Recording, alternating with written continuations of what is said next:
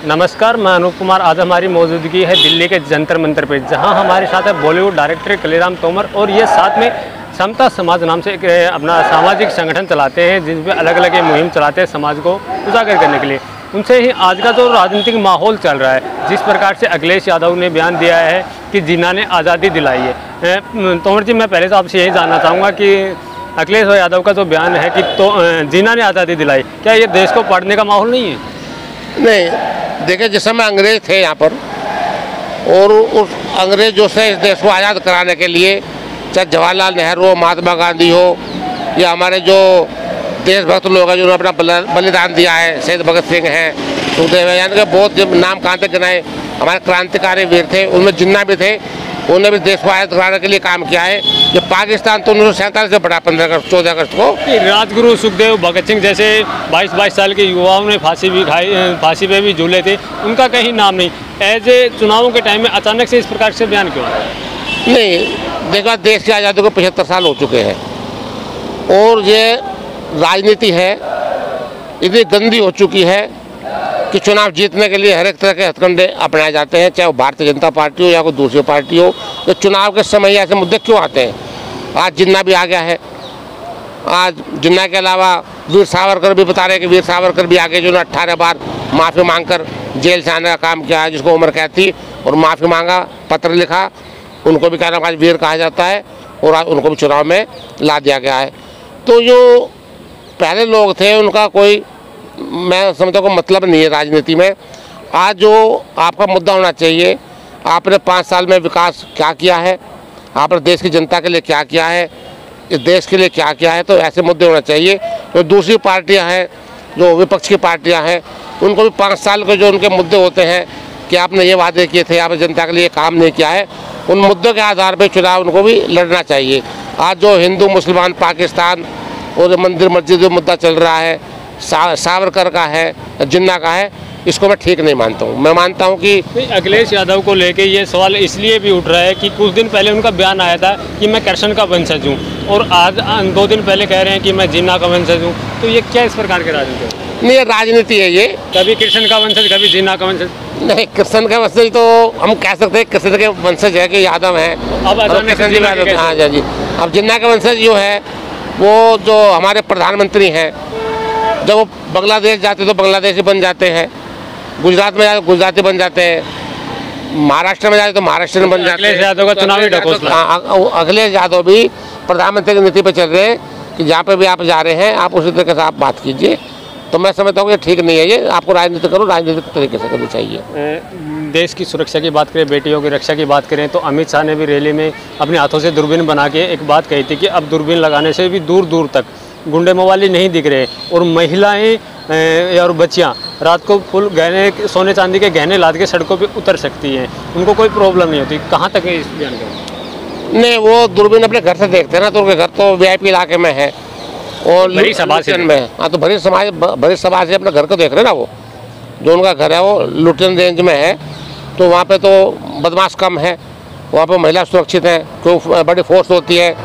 और जहाँ तक सुरक्षा की बात कर रहा हूँ कि महिला सुरक्षित, महिलाओं को सुरक्षित वो कर रहे हैं। वो जैसे हाथरस में रात को जलाया गया, रात को सुरक्षित कर दिया, जान से मार दिया।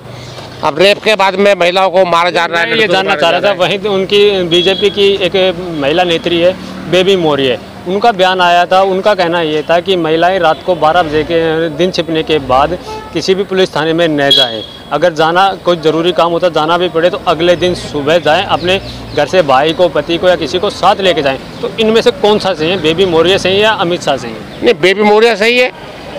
उसने हकीकत को बयान किया है।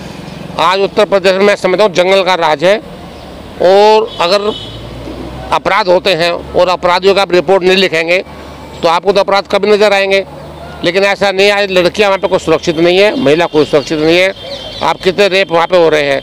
अब मीडिया वाले ना दिखाएं कि उनको पैसा मिलता है, वो पैसे के बलबूते पर सरकार नहीं चलती है। सरकार चलती है धरातल पर, ज़मीन पर चलती है। तो ये झूठों की सरकार है। ये सबको हमारे जुमला बोलते हैं, जुमले वाले लोग हैं सारे। ये अब अच्छे दिन की बात करते हैं। आज ये अच्छे दिन है। पेट्रोल जब 56 रुपये था, 66 से 56 रुपये आया, तो उसने बोला कि मैं नसीब वाला हूँ और मेरी वजह से पेट्रोल आया। आज पेट्रोल 121 रुपया है तो बेनसीब है। अपोजिशन भी कहीं ना कहीं खत्म हो गया है ना। देखिए, सबसे बड़ी बात है अपोजिशन खत्म हो चुका है। खत्म क्या हो श्रम, उसको जो है डराया धमकाया जाता है और जेल जाने का डर दिखाया जाता है। और मैं समझता हूँ कि हम तो खुद, मैं 11-12 साल की उम्र से राजनीति में हूँ, छात्र राजनीति हो या यूथ की राजनीति हो या सक्रिय राजनीति हो, तो मैं उसमें रहा हूँ। चुनाव भी लड़ा हूँ, मैं 3 चुनाव लड़ चुका हूँ। लेकिन ऐसा विपक्ष मैंने भी नहीं देखा है कि जैसे उनके मोम जम गया हो, बोलने को तैयार ही नहीं है। पता नहीं इतनी भयभीत सरकार कभी आई नहीं है। लेकिन ये अहंकारी सरकार है, अपने अहंकार में है। आज ही चुनाव के रिजल्ट आए हैं तो इनका अहंकार टूटा है और जनता ने उनको सबक सिखाने का काम भी कर बता भी दिया है कि आप जिस तरह की नीति कर रहे हैं, आपकी नीतियों के खिलाफ हम वोट दे रहे हैं। एक तरफ रैली में खड़े होकर अमित शाह कह रहे हैं कि यूपी से, देश से गुंडा राज खत्म हो चुका है। पहले हर घर में, हर मोहल्ले में गुंडे दिखाई देते थे, लेकिन अब दूर दूर तक दिखाई नहीं देते। वहीं उनके जस्ट बगल में उसी वीडियो में अगर हम देखें तो उनके पीछे जो लखीमपुरी में जो कांड हुआ था, जिस लड़के ने किया था, उसका फादर या कहूँ या पिता कहूँ, वो पीछे खड़े होकर मुस्कुरा रहे थे। तो इस माहौल को आप किस प्रकार से देखते हैं? नहीं, देखो, अमित शाह को खुद तड़ी पार किया गया था, वो खुद अपराधी है, वो जेल में रह गए हैं। और जो अजय मिश्रा है, उनका लड़का जेल में है और वो खुद, तो कोर्ट ने उनको बरी कर दिया ना। और नहीं, कोर्ट ने तो बरी कर दिया है, वो कोर्ट ने कम करा बरी उनको, रिपोर्ट आई है ना उसकी। वो रिपोर्ट तो जैसे मर्जी ले आते हैं। ये जो बीजेपी का समर्थक है उसके फेवर रिपोर्ट आनी है, जो बीजेपी के खिलाफ है तो उसको ये जेल जाकर काम करते हैं। आज ही अजीत पवार को नोटिस दिया, उसके कुड़ के क्या है, आपके यहाँ भी आ जाए, आप भी बार-बार मेरे यहाँ पे, मेरे यहाँ क्या निकलेगा? मैं तो सड़क छाप आदमी हूँ, मैं तो राजनीति कर रहा हूँ, मेरे पे कुछ निकलने वाला है नहीं। मैं 2 नंबर का मैं काम करता नहीं हूँ, मैं 2 नंबर का काम नहीं करता। देखो, बेईमान को ईमानदार आदमी मार सकता है, उसका मुकाबला जो ईमानदार है वही कर सकता है। तो हम तो फक्कड़ लोग हैं, हमारे पास कुछ नहीं, हम तो पूरी ज़िंदगी राजनीति करिए। हम राजनीति जो पैसे के लिए नहीं करते हैं, ना हमने कोई उसको व्यापार बनाया हुआ है। हमारी राजनीति जनसेवा है, और जनसेवा हम कर रहे हैं और करते रहेंगे। और जो हमको सच बोलना, हम सच बोलते रहेंगे, सच से पीछे हटने वाले नहीं हैं। चाहे कांग्रेस की सरकार हो, चाहे भाजपा की सरकार हो, या कोई और सरकार हो। ये बड़ा सवाल विपक्ष यही उठता आता है। जब 2014 से पहले केंद्र में जब कांग्रेस सरकार थी, तब एक केस हुआ था दिल्ली में, निर्भया केस, तो उसको लेकर पूरे देश में बवाल मच गया था और केंद्र की सरकार को और राज्य सरकार को दोनों को अपने कुर्सी से हाथ धोना पड़ा था। लेकिन अब दिन प्रतिदिन दिल्ली में आप देखेंगे, दिन प्रतिदिन हर हफ्ते एक बड़ा निर्भया केस दिखाई देने को, लेकिन अपोजिशन कहीं खड़ा नहीं दिख रहा है, न जनता दिख रही है। नहीं, जनता की भी जो मानसिकता है वो भी ख़त्म हो चुकी है।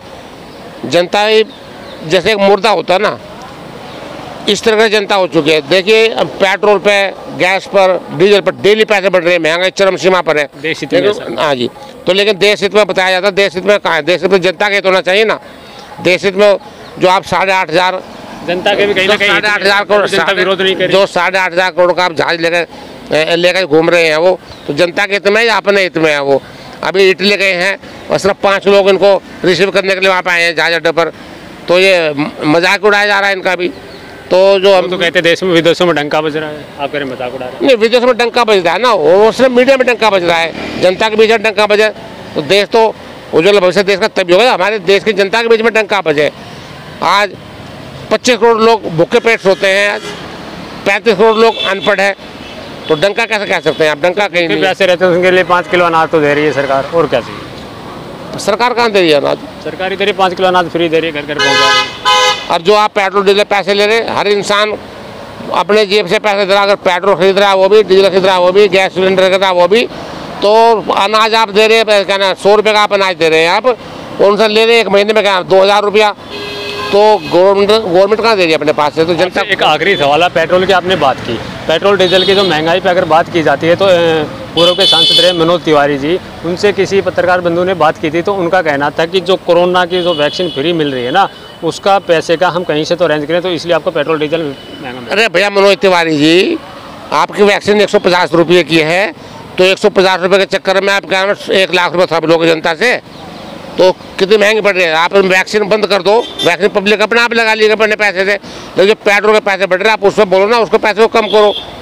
जब पूरे दुनिया के अंदर पेट्रोल के पैसे कम हो रहे हैं, जो पेट्रोल के पदार्थ है उनके सबके पैसे कम हो रहे हैं, और आप बढ़ाते जा रहे हैं। कौन सा दिन है जिसमें पैसे नहीं बढ़ रहे हैं? इसका कुछ कारण आप बताइए ना कि पेट्रोल के पैसे किस कारण से बढ़ रहे हैं। आपकी वैक्सीन 150 रुपये की है, 200 की आप वैक्सीन लगा लो, तो पब्लिक अपने आप लगा लेगी। आप क्यों लगा रहे हो वैक्सीन? भाई पेट्रोल के पैसे बंद कर दो हमारे बढ़ाने, हम अपने आप वैक्सीन लगवा लेंगे। तो आप इस तरह जो दुनिया को बेवकूफ़ बना रहे हो उसको बेवकूफ़ बनाना बंद कर दो, ये जुमलेबाजी छोड़ दो, जनता को लूटना छोड़ दो। आज जनता को आप लूट के कहाँ तक क्या करोगे आप सब अडानी के लिए काम कर रहे हैं, आप अंबानी के लिए काम कर रहे हैं। अरे जनता के लिए काम करो, जनता के लिए काम करो, जनता आपको चुनेगी। आज आपको रिजल्ट मिला है ना। अगर देश हित में सारा काम हो रहा तो आप कैसे हार गए। आपकी हिमाचल में सरकार चल रही है, आपकी 3 विधानसभा चुनाव थे, उपचुनाव तीनों में बीजेपी हारी है, कांग्रेस जीती है। मंडी की जो सीट है वहाँ पर लोकसभा की, उसमें भी आप हारे हो। कोलकाता में जो पश्चिम बंगाल में वहाँ पे 4 सीट पे चुनाव, तो 4 पे आप हारे हो। तो आप जीत रहे कहाँ पे हो वहाँ पे बताइए। आपको बिहार में कोई सीट आपको नहीं मिली है। तो आप जिस तरह की राजस्थान में चुनाव था वहाँ पर दोनों सीटों पर कांग्रेस जीती है, आपका कोई कैंडिडेट नहीं जीता। तो आप जनता को गुमराह करना छोड़ दो, उनको बहकाना छोड़ दो। तो देश हित की बात है, देश हित की बात करो, जनता के हित की बात है, जनता के हित की बात करो, तभी देश का और समाज का भला हो सकता है। जी धन्यवाद। दिल्ली के जंतर मंतर से अनूप कुमार की रिपोर्ट। क्राइम हो या राजनीति, चुनाव हो या आयोजन, खेल हो या मनोरंजन, अब खुलकर होगी चर्चा हर एक मुद्दे पर। सटीक व बेबाक खबरों के लिए भारती न्यूज 24 के साथ जनमन की आवाज।